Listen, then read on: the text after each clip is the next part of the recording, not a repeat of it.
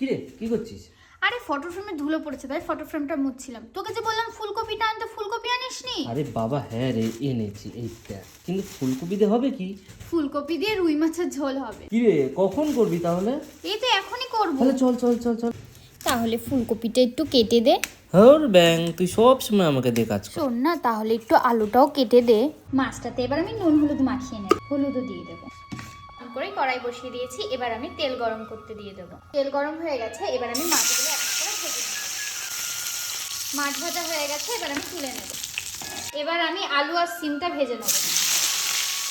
আলু ভাজা হয়ে গেছে, এবার আলুগুলো তুলে নেব। এবার আমি ফোড়ন দিয়ে দেব, শুকনো লঙ্কা, তেজপাতা আর জিরে।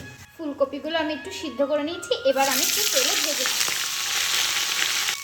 ফুলকপিটা ভাজা হয়ে গেছে, এবার বেটে রাখা মশলাটা দিয়ে দেবো। আমি এখানে কাঁচা লঙ্কা, আদা, রসুন আর পেঁয়াজ বেটে নিয়েছি।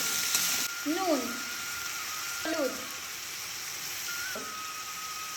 সমস্ত কিছু ভালো করে কষিয়ে নেব। মশলাগুলো ভালোভাবে কষিয়ে নিয়েছি, এবার আমি ভেজে রাখা আলু দিয়ে দেবো, সাথে টমেটো কুচি দিয়ে দেবো।